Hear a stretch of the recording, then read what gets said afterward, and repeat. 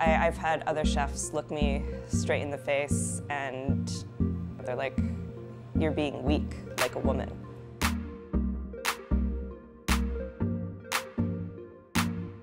So one of the things I was told is that women can't be sushi chefs because our hands are warmer, which isn't true, and science has proven that overall women have a lower body temperature than men, even if it's just like by a very small degree.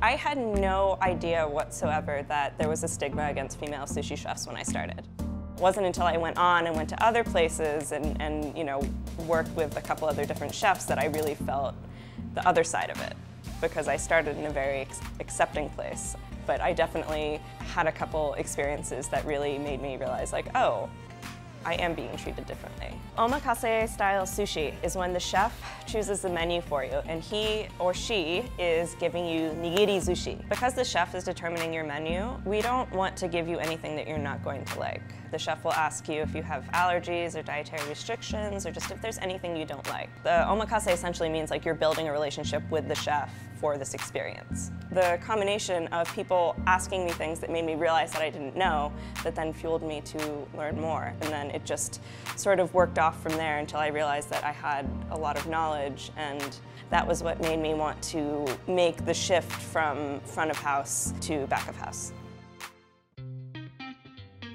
There was another instance where I was told that I was only going to be serving older men sushi because they would look at me and see me as this like anomaly, and it wouldn't matter if my sushi tasted good or not.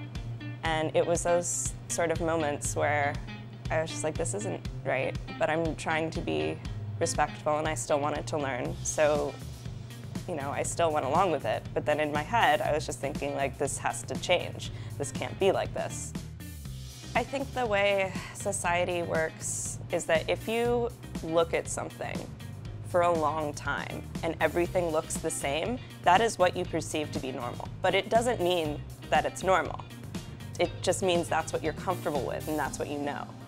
I was really expecting to find a lot more women by now. And that's what's been more surprising to me, is that there actually really aren't as many. I think with, you know, everything we're seeing going on in Hollywood and then everything we're then seeing going on in the restaurant industry has been extremely beneficial to womankind everywhere, because, you know, as we're all saying now, time's up. It's time for change. It's time for equality. It's time for no more harassment. It's time for everyone to have equal opportunities. I realize now that the purpose of this is for other people to see this conversation happening.